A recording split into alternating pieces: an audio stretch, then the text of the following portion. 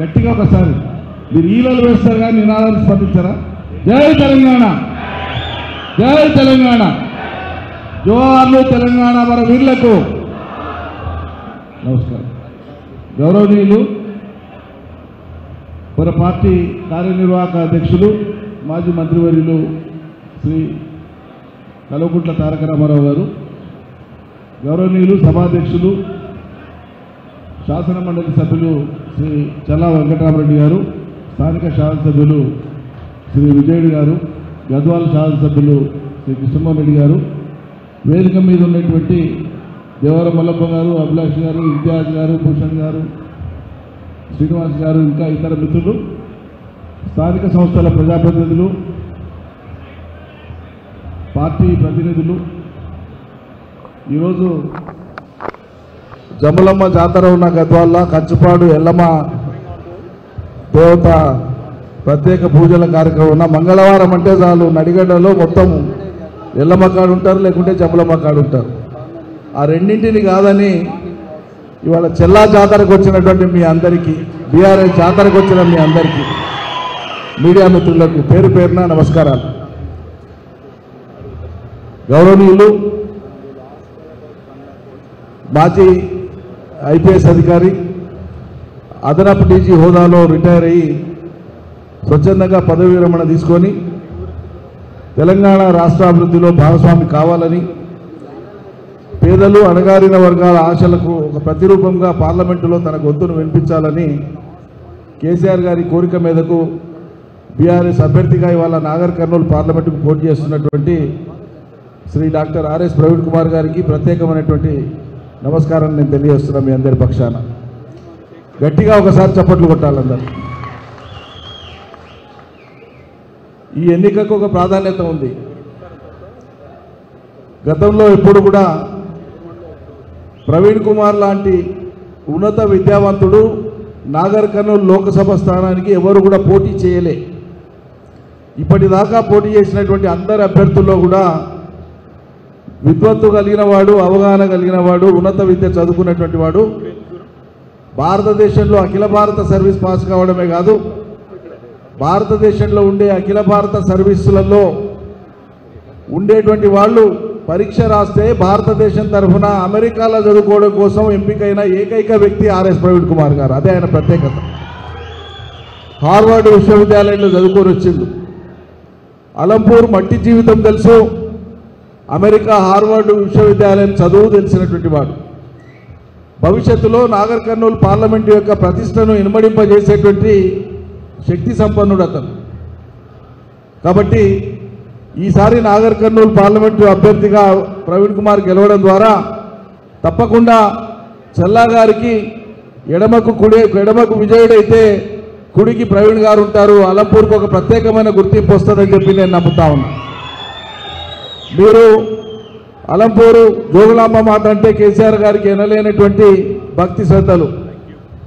ఆయన తప్పకుండా అలంపూరు రాబోయేటువంటి రోజులలో కేంద్ర ప్రభుత్వంలో మనం కొంత పాత్ర పోషించేటువంటి అవకాశమే వస్తే, ఎందుకంటే అది ఆర్కియాలజీ డిపార్ట్మెంట్ కింద వస్తుంది, రాష్ట్ర ప్రభుత్వ పరిధిలోనే రాదు ఆలయాభివృద్ధి. కేవలం రాష్ట్ర ప్రభుత్వ పరిధిలోనే వచ్చి ఉంటే ఒక యాదాద్రి, ఒక వేములవాడకు సరితూగేటువంటి విధంగా దక్షిణ కాశీ అలంపురాన్ని ఇదివరకే పనులు చేపట్టేవారు కేసీఆర్. రేపు ప్రవీణ్ కుమార్ గారు పార్లమెంటుకు పోయిన తర్వాత వారి చేత మొదటి దరఖాస్తు అలంపూరు ఆలయాభివృద్ధి కేంద్ర ప్రభుత్వం ద్వారా జరగడానికి పెట్టించేటువంటి విధంగా మేమందరం కూడా పక్కన ఉండి ఆ ప్రయత్నం చేపిస్తామని చెప్పి నేను మనవి చేస్తా ఉన్నా.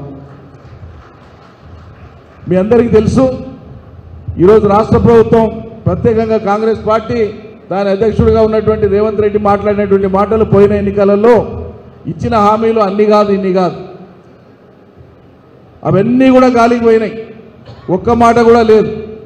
ప్రజలు సామెత ఉంది, నమ్మి నానబోసానంటే పుచ్చి పురేలైపోయినాయి అంటారు రైతులు. ఇదేదో మంచితనం అనుకోని నానబోసానంటే తీరా చూస్తానంటే అది పుచ్చిపోయింది, పనికి రాకుండా పోయిందని. ఇలా కాంగ్రెస్ ప్రభుత్వం యొక్క తీరు కూడా అట్లే ఉంది, దేనికి పనికి వచ్చేటట్లేదు. ఉట్టి బస్సు ఉత్త బస్సు వేసి ఒక్క బస్సుతోన ఫ్రీ బస్సు అని పెట్టి రాష్ట్రంలో ఒక్క కార్యక్రమం కూడా అమలు చేయకుండా, గతంలో కాంగ్రెస్ ప్రభుత్వాలను చూసినాం, ముఖ్యమంత్రులను చూసినాం, చెన్నారెడ్డిని చూసినాం, విజయభాస్కర్ రెడ్డి గారిని చూసినాం, అంజయ్ గారిని చూసినాం, రాజశేఖర రెడ్డి గారిని కూడా చూసినాం. 10 చెప్తే కనీసం 4, 5 అన్న చేసినటువంటి ముఖ్యమంత్రులు ఉన్నారు. కానీ 100 చెప్పి ఒక్కటి కూడా చేయనటువంటి ముఖ్యమంత్రి ఇలా భారతదేశంలో ఎవరు ఉంటే దాంట్లో రేవంత్ రెడ్డి అగ్రగణ్యుడు అయిపోయాడు. అబద్ధాలతోన ఏమైనా చేయొచ్చు అనేటువంటి ఒక ఆలోచనతో ఆయన ఉన్నారు. అందుకే ఇలా ప్రజలకు అర్థమైపోయింది కాబట్టి ప్రజలు నమ్ముతలేరు రేవంత్ రెడ్డిని. 4 నెలలకే నమ్ముతలేరు ఎక్కడ పోయి చూసినా కూడా. అందుకే ఆ ఊరికి పోతే ఆ ఊరు దేవుడి మీద ఒట్టేసుకొని చెప్తున్నాడు. మొన్న పోయి యాదాద్రికి పోయి లక్ష్మీనరసింహస్వామి ఒట్టు 15 ఆగస్టు నాడు నేను రుణమాఫీ చేస్తా, రైతు బంధువు చేస్తా అని చెప్పి మాట్లాడు. నువ్వు 15 ఆగస్టు దాకా ఉండేది లేదు, పీకేది లేదు, నువ్వు చేసేది నాకు అర్థం కాదు. 15 ఆగస్టు ఉండాలి కదా నువ్వు. నీవే చెప్తున్నావు పక్కన ఇంకొక ఆయన ముఖ్యమంత్రి ఆయన సమర్థుడు ఈయన సమర్థుడని. మిగతా వాళ్ళు సమర్థులైన వాళ్ళు సమర్థులమా అనుకున్న వాళ్ళు ఊకుంటారు, వాళ్ళ పని వాళ్ళు మొదలు పెడతారు. కాబట్టి ఒక్కటంటే ఒకటి చేయలే. అంటేనంటే కేసీఆర్ మీద మాట్లాడడం, ఇక మాట్లాడుతూ ఇంకేం మాట్లాడతాడు. నేను జానారెడ్డి కాదు, నేను జైపాల్ రెడ్డి కాదు. నేను కూడా అదే అంటున్నా. కాంగ్రెస్ వాళ్ళైనా జైపాల్ రెడ్డికి ఉన్నటువంటి జ్ఞానంలో గోరంత జ్ఞానం నీకు లేదు కాబట్టి నువ్వు జైపాల్ రెడ్డితో పోల్చుకోకు.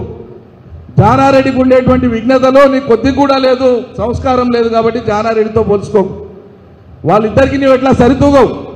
నీకు సరితూగేటోళ్ళు ఎవరు లేరు, ఎందుకంటే నీ సంస్కారం అటువంటిది. ఏడపోతే ఆడ బూతులు మాట్లాడడం, ఇష్టారాజ్యంగా మాట్లాడడం, ఒక్కటి కూడా స్థాయికి తగినటువంటి మాట ఉండదు. ఈరోజు మేము ఇక్కడి నుంచి డిమాండ్ చేస్తున్నాం. ఒట్టి మాటలు గట్టిపెట్టి నీకు నిజంగా చేతనైతే 11 నెలల్లో 9 పూర్తి చేసినటువంటి కేసీఆర్ మనగాడు ఉన్నాడు ఇక్కడ. నీకు దమ్ముంటే 4-5 నెలల్లో మల్లమ్మకుంటనో వల్లూరునో రిజర్వాయర్లు భూసేకరణ చేసి రిజర్వాయర్ల పని చెప్పి మేము ప్రభుత్వంలోకి వచ్చింటే ఈ పాటికి అయిపోయేది. కానీ మన ప్రభుత్వం రాలేదు. మరి నీకు దమ్ముంటే చేయి. నడిగడ్డకి ఇలా జిల్లా చేసిండు, మెడికల్ కాలేజ్ ఇచ్చిండు, 100 పడకల ఆసుపత్రి ఇచ్చిండు. ఎన్ని చేయాలో అని చేసిండు కేసీఆర్. నీకు దమ్ముంటే నడిగడ్డకి ఏం చేస్తావో చేయి, పాలమూరుకి ఏం చేస్తావో చేయి, పాత పాలమూరుకి ఏం చేస్తావో చేయి. కానీ బుద్ధి ఉన్నట్లు మాట్లాడితే నడవదు. అలంపూర్ వాసులందరితో కూడా, నడిగడ్డ వాసులందరితో కూడా విజ్ఞప్తి ఒకటే. మొన్నటి శాసనసభ ఎన్నికలలో నడిగడ్డలో జెండాను నిలబెట్టి మీరు పార్టీ గౌరవాన్ని కాపాడిండ్రు. అదే మెజార్టీ, ఇంకా మించిన మెజార్టీని ఈసారి మీరు మన అభ్యర్థి, పార్లమెంట్ అభ్యర్థికి ఇస్తే మీ ప్రత్యేకత మీరు చాటుకున్నట్లయితుంది. తప్పకుండా మీరు ఆ పని చేస్తారని చెప్పి నమ్ముతూ మీరు ఇచ్చినటువంటి అవకాశానికి ధన్యవాదాలు. జై తెలంగాణ.